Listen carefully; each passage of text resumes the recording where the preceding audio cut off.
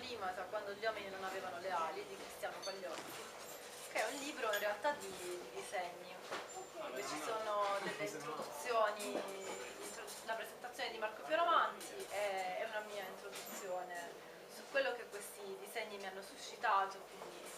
non da storica dell'arte o roba del genere, ma semplicemente da persona che si è lasciata affascinare da quello che questi disegni suscitano, che sono per me, hanno a che fare col surreale e con l'onirico, quindi col mondo del sogno. In realtà non è un catalogo, questo è proprio un viaggio. Tu fai nell'universo di Cristiano Pagliozzi, che è un universo che parte dall'io e arriva ai mondi possibili, alle possibilità. Poi le figure, dicevo, sono umane, ma sono anche altro dall'umano, dove molte volte ci sono degli autoritratti dove però il pittore poi diventa anche altro da sé. Quindi quello che io ci ho trovato è prima di tutto un mondo che ha a che fare con l'infanzia, quindi che ha a che fare con quell'infanzia dove tutto è vivo, tutto quello che abbiamo intorno, gli oggetti, la natura, gli elementi, è tutto pieno di vita e spesso poi ci dimentichiamo di questo mondo infantile, che in realtà ha una ricchezza invece incredibile. Che parte dal 2011, in cui ho cominciato a fare questi disegni in cui i tratti che formavano proprio questi disegni non si incontrano mai, sono tratti che non si incrociano e che rimangono un po' come delle parole di un testo, però non essendo parole, quindi non avendo un significato in quanto parola scritta, ma in quanto parte integrante di un racconto,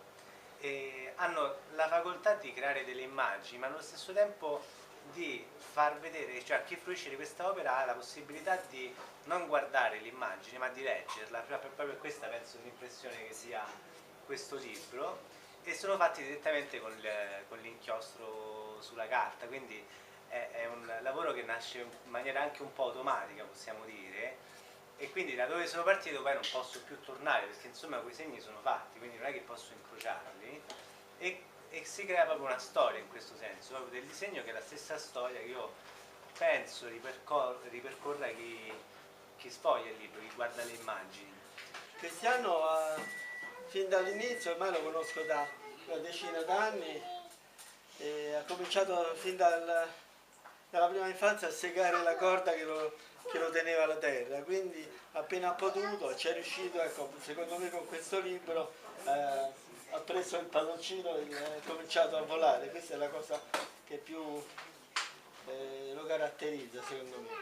Poi il fatto che lui usi un pennino e non faccia mai incrociare le linee è un altro elemento appunto di libertà che gli permette di dare qualunque direzione, segnale e figura ai suoi racconti. In fondo questo è un viaggio visuale che lui si è inventato, e è come se tracciasse l'ombra e le impronte dei passi che ancora deve fare.